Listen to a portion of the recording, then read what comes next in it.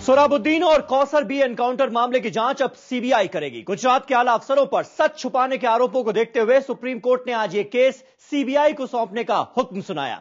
सोहराबुद्दीन शेख को गुजरात पुलिस ने अहमदाबाद में 26 नवंबर 2005 को एक फर्जी मुठभेड़ में मार गिराया था। इस मामले में 3 आईपीएस अफसर समेत 13 पुलिस वाले सलाखों के पीछे हैं।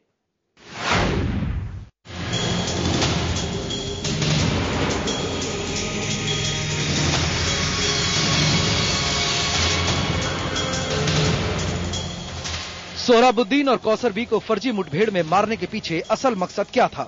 अब इस सवाल का जवाब तलाशने की जिम्मेदारी सीबीआई पर है। सुप्रीम कोर्ट ने मंगलवार को यह केस सीबीआई को सौंपने का हुक्म सुनाया।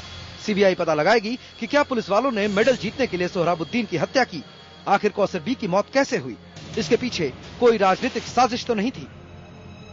हमारी ये याचिका में हमारा ये प्रेयर था कि ये मैटर सीबीआई को हैंडओवर किया जाए और सुप्रीम कोर्ट ने हमारे प्रेयर को एक्सेप्ट किया है और सुप्रीम कोर्ट ने सारे इन्वेस्टिगेशन को सेंट्रल ब्यूरो ऑफ इन्वेस्टिगेशन को हैंडओवर कर दिया। हम बहुत खुश हैं, न्यायालय से भी इस फैसले का सम्मान भी करते हैं और स्वागत करते हैं। सुप्रीम कोर्ट का यह फैसला मोदी सरकार के लिए बड़ा झटका माना जा रहा है। सुप्रीम कोर्ट के आदेश पर केस की जांच स्पेशल इन्वेस्टिगेशन टीम यानी एसआईटी कर रही थी, लेकिन बाद में इस टीम की मुखिया गीता जौहरी पर सच दबाने के आरोप लगने लगे। लिहाजा सोहराबुद्दीन के घर वालों ने केस सीबीआई को सौंपने की मांग की, जिसका गुजरात सरकार पुरजोर विरोध कर रही थी। बहरहाल बदले हालात में अब गुजरात सरकार संभल कर बोल रही है। प्रोसेस जो है वो तो प्रोसेस रहेगी। एसआईटी भी इन्वेस्टिगेशन कर रही है। राज्य सरकार ने कभी किसी चीज को छुपाने का सोचा नहीं है, न हम मुनासिब समझते। सोहराबुद्दीन एनकाउंटर मामले में मोदी सरकार पर लगातार उंगलियां उठती रही हैं। पुलिस ने सोहराबुद्दीन को लश्कर का आतंकी करार देते हुए मुठभेड़ में मार गिराया था। ये कथित मुठभेड़ अहमदाबाद में 26 नवंबर 2005 को हुई थी। घर वालों ने आरोप लगाया कि सोहराबुद्दीन और उसकी पत्नी कौसर बी को पुलिस ने घर से उठाया था। बाद में पुलिस पर सोहराबुद्दीन की पत्नी कौसर बी की हत्या का आरोप भी लगा। इस मामले में निलंबित आईपीएस अफसर डीजी बंजारा समेत 13 पुलिसकर्मियों को जेल भेज दिया गया।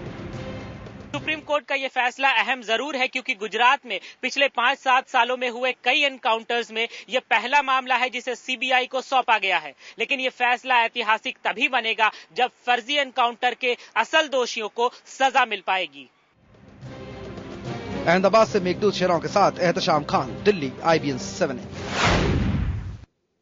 इसके अलावा सोहराबुद्दीन मामला सीबीआई को सौंपने के फैसले के साथ ही सियासी गलियारों में गर्मी आ गई है। कांग्रेस ने सुप्रीम कोर्ट के फैसले को गुजरात सरकार के लिए वेकअप कॉल बताते हुए राज्य के गृह मंत्री का इस्तीफा मांग लिया है। उधर बीजेपी तमाम आरोपों को गलत बताते हुए इस्तीफे की मांग को बेवजह करार दे रही है।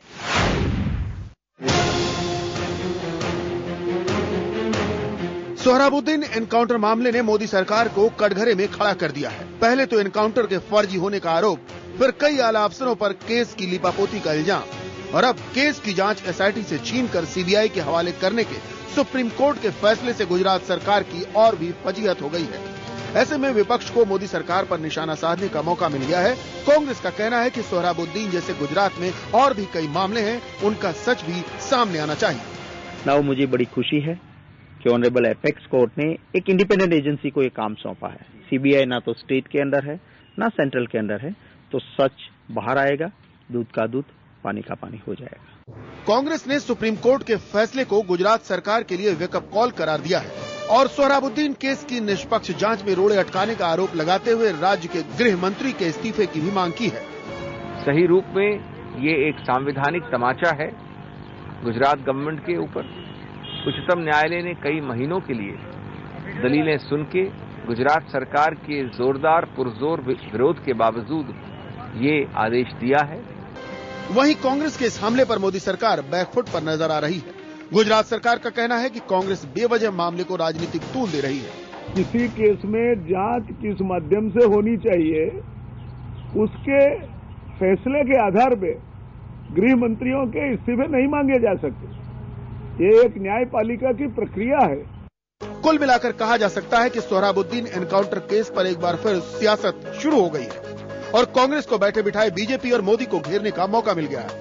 अहमदाबाद से मेघदूत शेरोन के साथ एहतशाम खान, दिल्ली, IBN 7।